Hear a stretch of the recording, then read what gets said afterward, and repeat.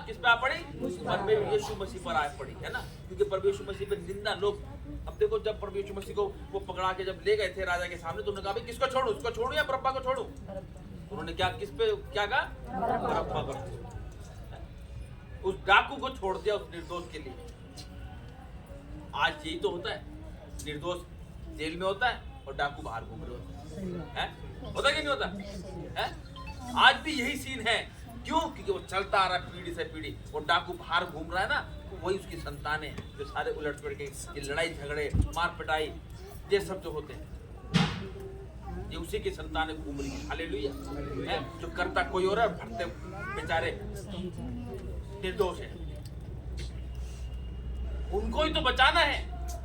ऐसे लोगों को तो बचाने के लिए परमेश्वर ने अपनी जान दी, उस कलवरी क्रूस पर लटकाया गया वो, ताकि हर एक व्यक्ति बचा जाए। उसके लिए कोई पापी मनुष्य नहीं है, क्योंकि परमेश्वर का वचन कहता है मनुष्य को प्रभु परमेश्वर ने अपने स्वरूप में बनाया, तो मनुष्य पापी नहीं हो सकता।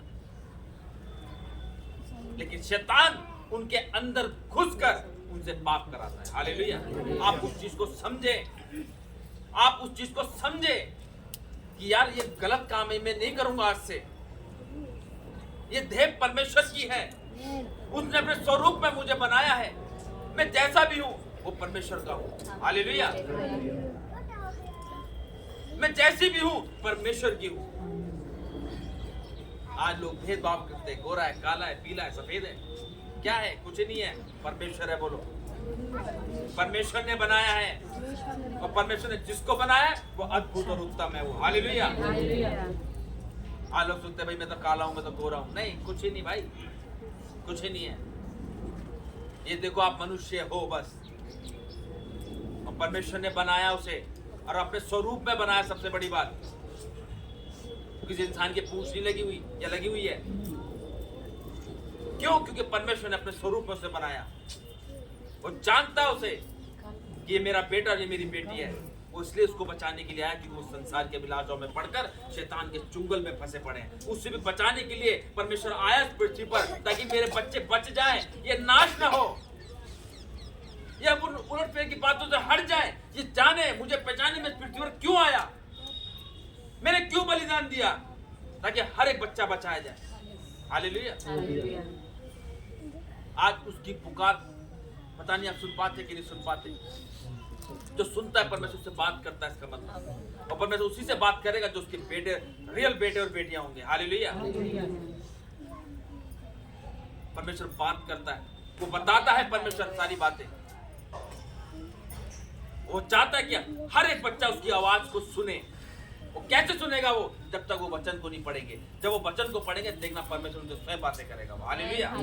और तेरे निंदकों की निंदा मुझ पर आ पड़ी। जितनी बातें पहले से लिखी गई वे हमारी ही शिक्षा के लिए लिखी गई हैं, कि हम धीरज और पवित्र शास्त्र के प्रोत्साहन के द्वारा आशा रखें। देखो, जो जितनी पहले से लिखी गई, जितनी बातें पहले से लिखी गई वे हमारी शिक्षा के लिए लिखी गई है। देखा, पहले जितनी बातें लिखी गई वो हमारी शिक्षाओं के लिए लिखी गई है, ताकि हमें ज्ञान मिले कि वाकई क्यों भाई ये जो पहले लिखा हुआ ये हमारे लिए तो ये कि हमें पहले परमेश्वर के वचन में लिखा है कि अगर किसी ने पाप किया तो पाप बलि चढ़ाओ है, और किसी ने अगर कुछ किया तो होम बलि चढ़ाओ, किसी ने कुछ किया तो ये बलि चढ़ाओ, वो बलि चढ़ाओ। ये तो होता था। लेकिन नए नियम में परमेश्वर ने क्या करा? अपने आप को बलि कर दिया हम सब के लिए। हालेलुया। लेकिन फिर भी वो कहता है बलिदान चढ़ाओ आत्मा का। हालेलुया। अपनी आत्मा को क्या करो? बलिदान चढ़ाओ। अपनी आत्मा को परमेश्वर के हाथों में सौंपो तो सही। आज आत्मा भटक रही है, मन प्रार्थना में, लेकिन मन भटका हुआ है। अब आत्मा, शैतान उसको पकड़ लेता है और उसको छोड़ता नहीं, और जब प्रार्थना होती है वो फटाक से गिर जाता है ना? ऐसे होता है ना? ये भी शैतान होता है, क्योंकि आत्मा को पकड़ता है शैतान। इसलिए आत्मा को अब जब भी प्रार्थना करो, क्या परमेश्वर हमारी देह, प्राण, आत्मा आज से हम आपके हाथों में सौंपेंगे। जब हम परमेश्वर के हाथ में सौंपेंगे तो जाहिर सी बात है परमेश्वर हमारी रक्षा करेगा। हालेलुया। और धीरज और शांति का दाता परमेश्वर तुम्हें ये वरदान दे कि मसीह यीशु के अनुसार आपस में एक मन रहो। हालेलुया। क्या कह रहा है? धीरज और शांति का दाता परमेश्वर तुम्हें यह वरदान दे कि मसीह यीशु के अनुसार आपस में